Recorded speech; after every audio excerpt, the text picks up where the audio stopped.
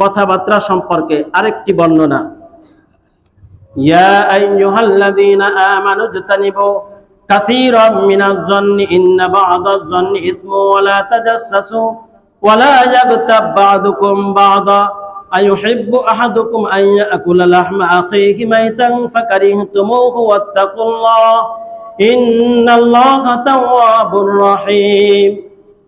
সূরা হুজুরাতের 12 নং আয়াতে আল্লাহ তাআলা বলেছেন, ইয়া আইয়ুহাল্লাযীনা আমানু ইজতানিবু, হে ঈমানদার গণেরা, তোমরা মানুষের প্রতি বেশি বেশি ধারণা করা থেকে বাঁচো। কিছু জানি না, আমার কাছে দলিল ও প্রমাণ নেই, আমি একজনের উপরে খারাপ ধারণা করে বসে থাকলাম।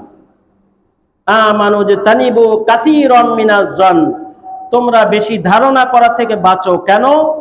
ইন্না বা'দাজ-যন্নি ইসম, মানুষের প্রতি যে খারাপ ধারণা করি, খামাখা ধারণা করলাম খারাপ, আর আমি গুনার ভাগী হয়ে গেলাম, গুনাহগার হয়ে গেলাম। কি লাভ হলো আমার? আমার তো ক্ষতি হয়ে গেল, আমি তো ধ্বংসের দিকে চলে গেলাম। ওয়ালা তাজাসসাসু, আর মানুষের গোপনীয় বিষয় তালাশ করে তাকে অপদস্থ করার চেষ্টা করো না। সুন্দরভাবে সংশোধন করার সিস্টেম আছে, কিন্তু গোপনীয় জিনিস অন্বেষণ করো না। ওয়ালা তাজাসসাসু। 3 নাম্বার, ওয়ালা ইয়াগতাব বা'দুকুম বা'দা, তোমরা একে অপরের গীবত করো না, নিন্দা করো না। আর আইয়ুহিব্বু আহাদুকুম, তোমরা কি এটা পছন্দ করো, আইয়াকুলা লাহমা আখীহি, তোমার মরা ভাইয়ের গোশত খাবে? ফাকারিহতুমু, খবরদার তোমরা এটাকে ভয় করো। ওয়াত্তাকুল্লাহ, আল্লাহকে ভয় করো। ইন্নাল্লাহা তাওয়াবুর রহিম, আল্লাহ তওবা কবুল করনেওয়ালা, আল্লাহ তাআলা হলেন দয়ালু। কোরআনে কারীমের এই আয়াতে তো আমরা গীবত সংক্রান্ত পাইলাম যে মরা ভাইয়ের গোশত খাওয়ার ন্যায় নবী আল্লাহ তাআলা বলেছেন।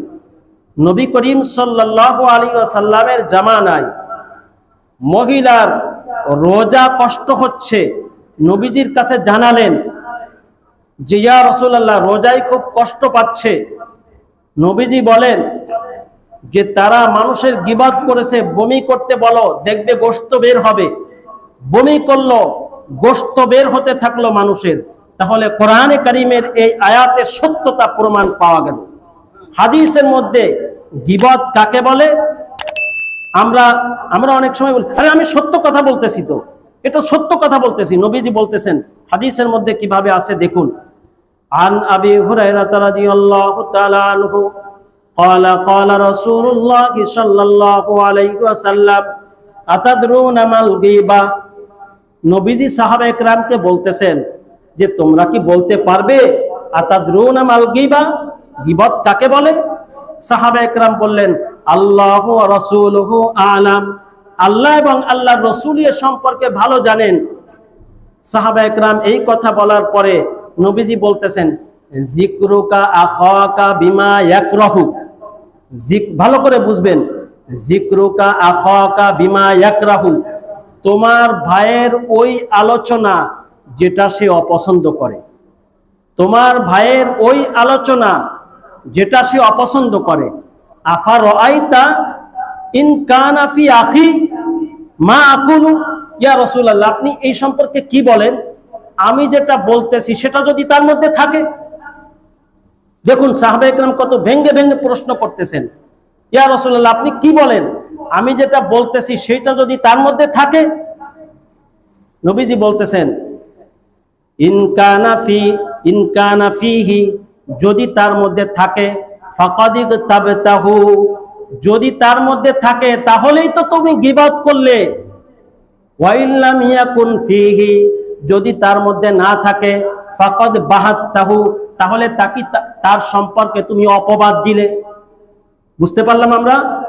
যদি তার মধ্যে ওই ত্রুটিটা থাকে, আমি সেটা আলোচনা করতেছি, নবীজি বললেন এইটাই হলো গীবত।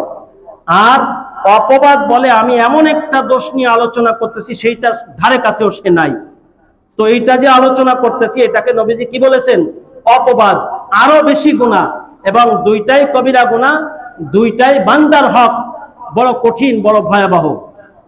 আরেকটি বর্ণনা, আল্লাহ তাআলা আমাদেরকে এর থেকে হেফাজত থাকার তৌফিক দান করুন, আমিন।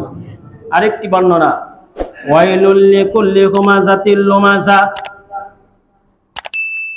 সামনে পিছনে পরনিন্দা করা, এটা আমাদের বড় আরেকটি রোগ। এটা হলো চগলখুরি বলে। হাদিসের মধ্যে নবী করিম সাল্লাল্লাহু আলাইহি সাল্লাম এই সম্পর্কে বলছেন, লা ইয়াদখুলুল জান্নাতা কাত্তাতুন ওয়া ফি রাওয়ায়াতিন নাম্মামুন। নবী করিম সাল্লাল্লাহু আলাইহি সাল্লাম বলেছেন, কাত্তাত এটাও চগলখুর, নাম্মাম এটাও চগলখুর। নবীজি বলেন সে জান্নাতে যেতে পারবে না। কার কথা? নবীজির কথা। লা ইয়াদখুলুল জান্নাতা কাত্তাতুন, জান্নাতে যেতে পারবে না যতক্ষণ পর্যন্ত ওই গুনাহ থেকে পবিত্র না হবে, জান্নাতে যেতে পারবে না। এবার আসুন, কাত্তাত আর নাম্মাম কাকে বলে? কাত্তাত মানেও চগলখোর, নাম্মাম মানেও চগলখোর, কিন্তু শব্দগত পার্থক্য হলো কাত্তাত বলা হয় ওই চগলখোরকে যে মজলিসে উপস্থিত থাকলো, আপনার সামনে উপস্থিত থাকলো, এর মধ্যে যে কথাটি আপনার জন্য ক্ষতিকারক সেই কথাটিকে যে অপরকে লাগাইল, এটাকে বলে কাত্তাত, চগলখোর।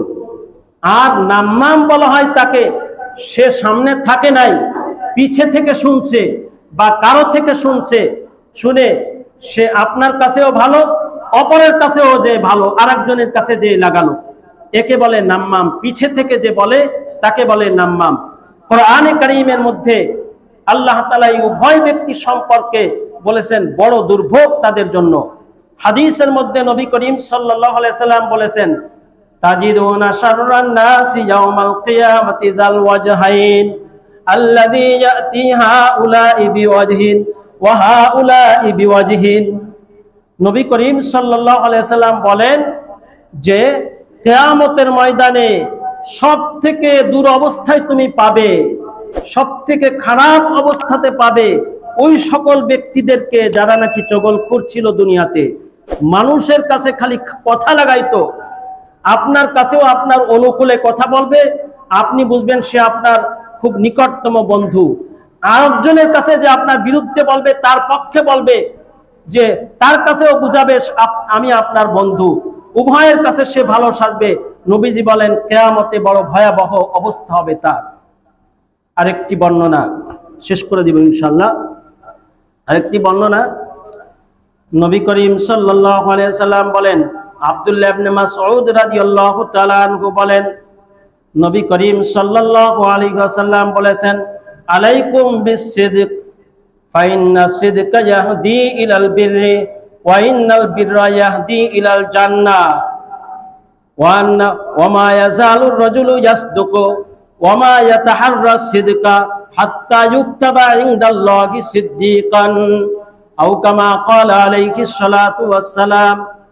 হযরত আব্দুল্লাহ ইবনে মাসউদ রাদিয়াল্লাহু তাআলা আনহু বলেন, নবী করিম সাল্লাল্লাহু আলাইহি সাল্লাম বলেছেন, তুমি সত্যকে আঁকড়ে ধরো, সব সময় সত্য বলবে, মিথ্যার আশ্রয় নিবে না।